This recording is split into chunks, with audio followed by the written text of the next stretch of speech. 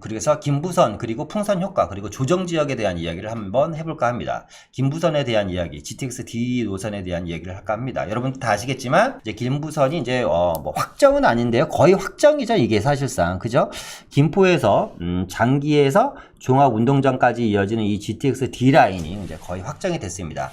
오른쪽에 보시는 거는 그러니까 김포와 인천에서 출발하는 월레 Y자형 그리고 종합운동장에서 연결이 돼서 하남까지 이어지는 원래 이 Y자형의 GTX D 라인을 우리는 생각하고 있었는데, 갑자기 생뚱맞게 김포에서 부천까지 이어지는 GTX D 라인이 이번에 이제 확정이 됐습니다. 다 알고 계신 내용인데, 앞서 이야기했던 것처럼 제가 제목을 뭐라 그랬죠? GTX 김부선에 대해서 풍선 효과 지역이 있고 조정 지역이 있을 거라 그랬잖아요. 그죠? 그래서 이번에는 그럼 어느 지역이 풍선 효과 지역이고 어느 지역이 조정 지역이 될 것인지에 대한 이야기를 한번 이야기해 볼까 합니다. 그 전에 일단은 좀 아쉬운 게 이 GTX D라인 같은 경우는 우리가 이제 이 GTX라는 걸 처음 계획하게 된 계기라는 게 있을 거 아닙니까? 그죠? GTX가 갖고 있는 의미라는 게 있어요.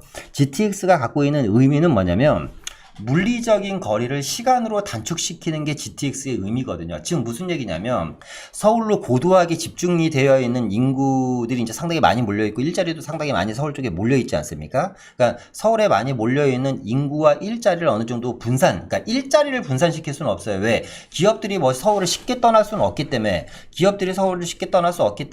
서울에 집중되어 있는 인구를 외곽으로 좀 분산시키는 역할을 하려면 물리적인 거리를 시간으로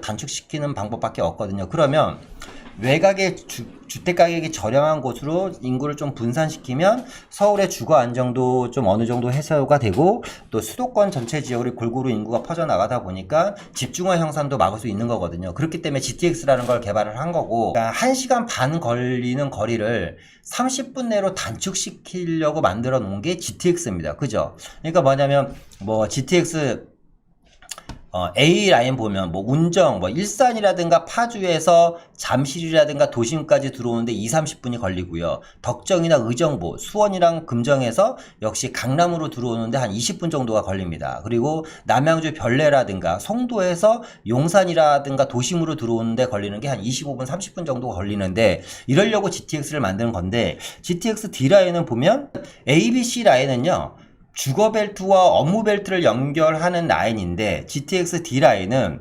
주거벨트와 주거벨트를 연결하는 라인입니다. 주거벨트와 주거벨트로. 이게 무슨 GTX에 대한 저는 개인적으로, 그러니까 김포 시민들이 저는 화날 만한 게 정말 이해가 됩니다. 김포 시민들이 화날 만한 게 정말 이해가 되는데, 어쨌거나 이게 무슨 GTX로서의 가치가 있는지, 그 비싼, 이게 차라리 그냥 경전철, 김포 골드라인 같은 지하철을 만들지 왜 굳이 심해 깊은 곳을 엄청난 돈을 들여서 GTX D 라인을 이걸 굳이 만들어야 되는지는 모르겠어요. 어쨌거나 중요한 거는 이게 거의 이제 확정이 됐습니다. 이게 확정이 되다 보니까 일단은 이 지역 중에서 최근에 이제 이 아파트 가격이 수도권에서 많이 오른 지역 GTX D 라인의 가격들을 한번 보면, 지금 이제 과거에 이제 김포 지역 같은 경우가 지금 고촌 지역 같은 지역이죠. 그죠? 이 지역들이, 신축 아파트들이 거의 한 9억 정도 지금 형성되어 있고요. 운정이라든가 의정부 같은 데도, 의정부, 은정, 송도 요런 지역들이요. 평균 가격이 한 9억에서 10억 정도 갑니다. 평균 가격이 9억에서 10억 정도 가고, 그리고 이제 동탄 지역, 동탄 같은 지역이 지금, 어마어마하게 몇 배가 오른 겁니까? 한 3배? 4배 올랐잖아요. 여기가 한 15억 정도, 진짜 말도 안 되는 금액. 제가 봤을 때는 정말 말도 안 되는 금액인데 이게 시세대가가 돼버렸네요. 그죠? 동탄 같은 지역들이 한 15억 정도 가고, 지금 GTX B 노선 중에서 상당히 저평가되어 있는 평내 마석도 계속해서 지금 가격이 상승 중이라는 거죠. 그러면 앞서 말씀드렸던 것처럼 ABC 라인에 있는 송도라든가 운정, 의정부, 동탄은 서울역이라든가 삼성동이라든가 강남까지 들어오는데 20분에서 30분이면 넉넉 잡고 들어옵니다. 그런데 이 지금 김포 지역은 이 GTX D 라인, 우리는 이걸 생각하고 지금 김포 지역의 가격이 상당히 많이 올랐는데, 이 라인을 생각하고 Y자 라인, 그리고 강남으로 들어갈 거를 꿈을 꾸면서 가격을 9억까지 끌어올렸는데, 이게 김포에서 부천까지만 간다라는 얘기죠. 그죠? 자, 그러면 지금 얘기했던 것처럼 ABC 라인은 도심과 업무타운을 들어오는데, 김포는 주거벨트와 주거벨트, 그것도 김포에서 부천까지만 간다고 하면 제 생각에는 이게 6월 달에 이제 GTX 라인이 확정이 되거든요. 확정이 되면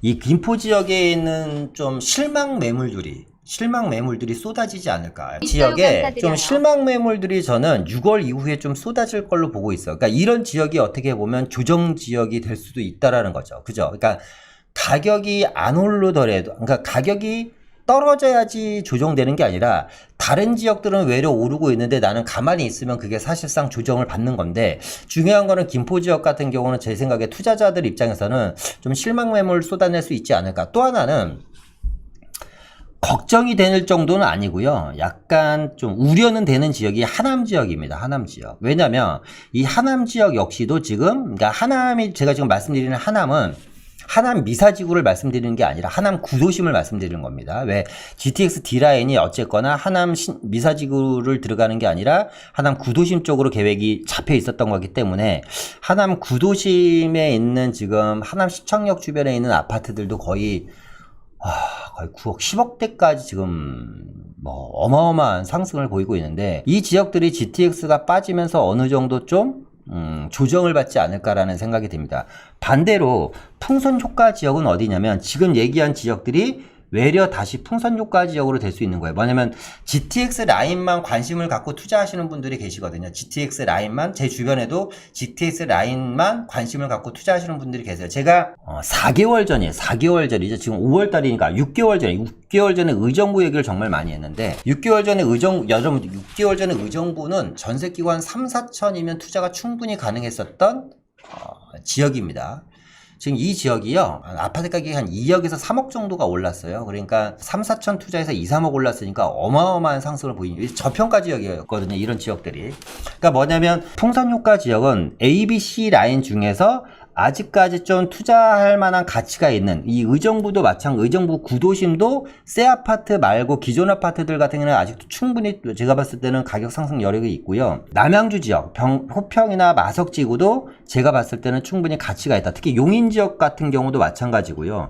특히 이제 인천 구도심 같은 경우, GTX B라인이 들어가는 인천 구도심이라든가, 지금 일산 지역에서 3호선 라인은 비싸지만 경의중앙선 라인은 아직까지 좀 저렴하거든요. 그 라인들도 이번에 4차 철도망 계획에서 여러 가지 좀 변화들이 일어날 만한 지역들이기 때문에 이런 지역들이 제가 봤을 때 좀 풍선 효과를 볼 수 있는 지역이 되지 않을까라는 생각이 듭니다. 그래서 김부선 풍선 효과 지역 그리고 조정 지역에 대한 얘기를 잠깐 해봤고요. 좀 더 얘기를 해보겠습니다. GTX D라인이 이제 노선이 6월 확정이 되는데, 확정과 현황에 대한 이야기인데요. 첫 번째는 이제 김포 지역입니다. 김포 지역은 이제 김포 주민들이죠. 김포 주민들이 지금 뭐라 그래요? 데모하고 난리도 아니죠. 서울 직결하라. 5호선 연장하라.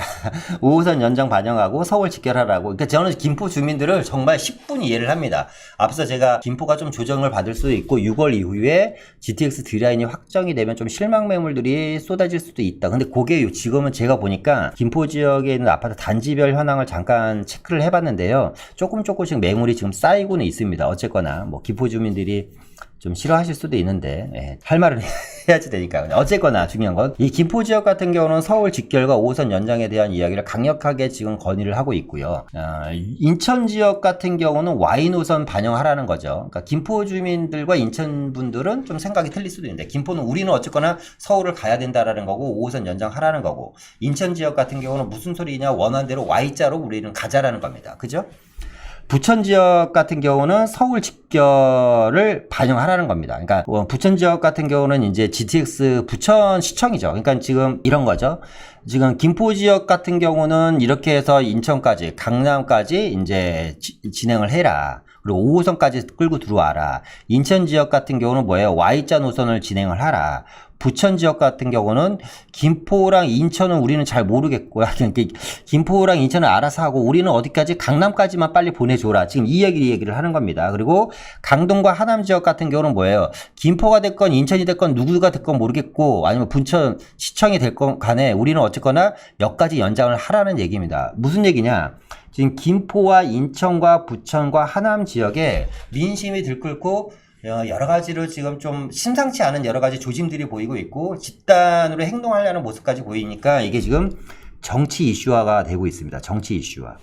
그러다 보니 지금 김포, 인천, 부천, 하남 지역에 지역구를 둔 국회의원이라든가 아니면 이 지자체 장들 같은 경우는 지금 특히 민주당 의원들이 지금 나서서 GTX 원안, 그러니까 Y자 노선이죠. 원안대로 진행을 하자고 지금 외려 지금 이야기를 하는 상황이고, 또 어저께인가요? 그저께인가요? 이재명 도지사가 또 직접 나섰죠. GTX D 노선을 가지고 뭘 하냐면 원안을 반영해야지 된다.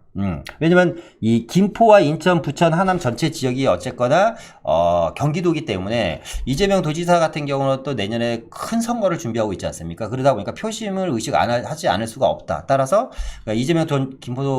이재명 경기도지사도 지금 GTX D 노선에 대해서 좀 강력하게 좀 계속해서 이야기를 해 나가고 있고, 또 이제 지금 이 송영길 민주당 당대표죠. 이분 같은 경우도 계양구에서 5선 의원이에요. 그러니까 이분도 지금 여러 가지 압박을 받고 있습니다. 그래서 어쨌거나 지금 이 김부선 우습게 얘기했던 GTX D 노선이라는 게 결국 정치 이슈화까지 되면서 지금 이게 선거의 새로운 이슈가 될 것 같습니다. 저는. 그래서 어쨌거나 6월 달에는 확정이 되는데, 뭐 6월 달에 GTX D 노선이 Y자로 갈지 일자로 갈지 아니면 김부선으로 끝날지 모르겠지만, 저는 개인적으로 김부선으로 끝나서 확정이 될 것 같습니다만, 거기서 끝나는 게 아니라 저는 선거 이후에, 내년 대선 이후에 이 김부선에 대한 이야기가 다시 한번 누가 대통령이 되느냐에 따라서 다시 한번 좀, 그리고 이게 선거의 공약으로 나올 것 같아요. 저는 선거 공약으로 나올 것 같아서 좀 더 GTX D 노선을 좀 지켜봐야 되지 않을까라는 생각이 듭니다. 예, GTX D 노선 좀만 더 이야기해 보겠습니다. 그래서 저희는 개인적으로 김포 시민들이 아까 말씀드렸죠. 열받을 만하다. 왜냐면 김포는 지금 48만 인구입니다. 김포는 48만 인구인데 골드라인 하나밖에 없어요. 골드라인 하나밖에 없어. 인구가 48만이나 되는데 골드라인 하나밖에 없습니다. 그러니까 말이 골드라인이지 경전철이죠. 그런데 파주 같은 경우도 똑같이 김포와 48만 명인데 경의중앙선이 지금 원래 다녔죠. 거기다가 GTX A가 들어가고 3호선 연장까지 합니다. 그런데 사실 A 노선과 3호선 연장은 제는 개인적으로 GTX A와 3호선이 거의 노선이 흡사하거든요, 사실상. 근데 어쨌거나 이 두 개가 같이 들어간다고 합니다. 의정부는 지금 46만 가구, 김포보다는 46만 명이죠. 김포보다는 인구가 아주 작습니다만 지하철 1호선이 들어가고 GTX C 노선이 들어가고 여기와 더불어 지금 뭐가 논의 중이에요? KTX까지 지금 의정부는 논의 중이기 때문에 김포 주민들 입장에서는 다른 데에 비해서 상대적으로 사실 박탈감이 클 수도 있습니다. 특히 김포 주민들이 하남 주민이나 과천 주민들을 봤을 때는 더 화날 수밖에 없는 게 김포는 48만이에요. 그죠? 48만 명. 근데 하남은 30만 명입니다. 그런데 현재 지하철 5호선이 들어가 있는데 9호선을 넣어주고 3호선을 넣어줍니다. 거기다가 만약에 정말 원한대로 GTX까지 들어간다면 와, 하나면 대박인 겁니다. 그죠? 원한대로 GTX까지 들어간다면 하나면 대박인 거예요. 과천 같은 경우는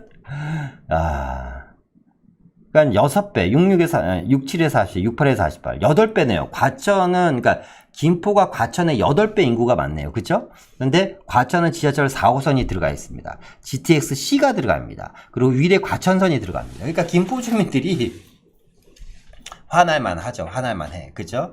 김포와 부천을 연결하는 이 GTX는 정말 누구도 생각하지 못했던 것 같습니다. 자, 그래서 정부에서 이야기하는 게 있어요. GTX D 노선 서울 연결이 안 되는 이유에 대해서 이야기를 했는데, 첫 번째 예산 문제라고 합니다. 돈이 없다고. 돈이 없습니다. 돈이 없어서 못한다. 근데 앞서 말씀드렸던 것처럼 GTX ABC는 그럼 돈이 있냐? GTX D만 왜 할 때 갑자기 돈이 없냐? GTX ABC는 뭐냐? 앞서 이야기했던 것처럼 GTX의 노선이 만든 의미라는 게 있을 거 아닙니까? 그죠? 수도권에 이제 그러니까 서울 집중화를 막고 서울의 인구를 어느 정도 분산을 시키기 위해서 GTX라는 거를 우리가 생각을 했는데, 근데 갑자기 GTX가 이 예산이 없다고 하고요.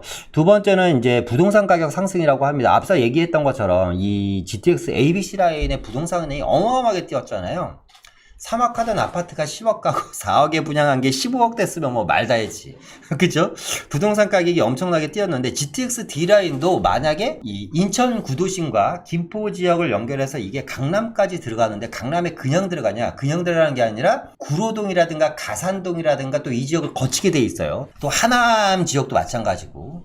자, 그렇게 되면 이 부동산이 진짜 또 어마어마한 폭등각이 일어날 거 아닙니까? 왜냐면 이런 거예요. GTX 기존 라인들이 가격이 이렇게 뛰었다 하면 이걸 이미 ABC에서 우리가 이 ABC가 이렇게 ABC 라인에서 많은 사람들이 이거를 입증이 된 거잖아. 그러면 D라인 같은 경우는 이렇게 뜨는 게 아니라 그냥 바로 이렇게 올라가는 겁니다. 이렇게. 수직 상승으로 올라갈 가능성이 상당히 높기 때문에 부동산 가격 상승에 대한 부담감. 근데 세 번째는 좀 이해가 안 돼요. 세 번째는 뭐냐면 노선이 길고 경제성이 없대요. 노선이 길고 중복이 돼야 경제성이 없다. 노선이 길고 중복이 돼서 경제성이 없다고 하는데 앞서 제가 뭐 어디에요? 일산 얘기했지만 일산 A라인과 GTX A라인과 3호선 연장이라든가 뭐 GTX 라인을 한번 보면 중복되는 데가 상당히 많아요. 사실상 중복되는 데들이 상당히 많기 때문에 좀 그건 핑계지 않을까. 그래서 어쨌거나 GTX D라인 서울 연결이 안 되는 이유는 세 가지입니다. 돈이 없고 부동산 가격이 많이 오를 것 같아서 안 되고 노선이 길고 중복이 되어서 경제성이 없다라고 합니다. 예, 정말 복창이 터지는 얘기입니다. 뭐 저는 크게 상관이 없습니다만 GTX D라인과 이쪽에 투자하신 분들이라든가 이 지역에 거주하시는 분들 입장에서는 사실상 처음부터 그냥 GTX D라인을 얘기를 안 했으면 모르겠는데 ABC로 끝냈으면 모르겠는데 실컷 얘기해놓고 좋다 빼는 게 제일 나쁜 거거든요, 사실상. 자, 이상 GTX D라인 김부선에 대한 이야기까지 한번 해보았습니다.